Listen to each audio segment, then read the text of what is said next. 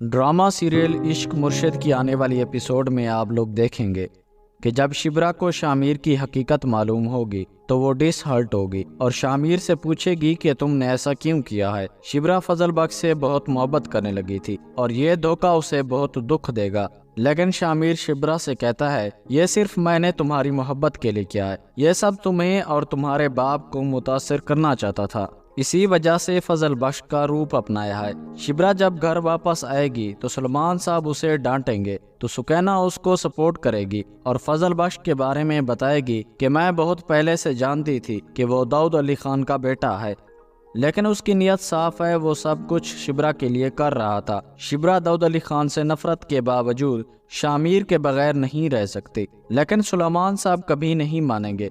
उन्हें पहले भी फजल बख्श पर एतराज़ था कि वो गरीब सा है और शिबरा के काबिल नहीं है, लेकिन अब सुलेमान साहब को अब शामिर पे भी एतराज़ होगा क्योंकि वो दाऊद अली खान का बेटा है। सुलेमान साहब शामिर का नाम सुनना भी पसंद नहीं करेगा। जिस शख्स ने पहले धोखे में रखा वो आगे क्या करेगा। दूसरी जानब महरीन शामिर के साथ मिलकर अपनी शादी की मुकम्मल तैयारियां करेगी क्योंकि उसे पूरा यकीन है कि शिबरा शामिर को कभी इस धोखे के लिए माफ़ नहीं करेगी जो अब तक वो सबको धोखा दे रहा है।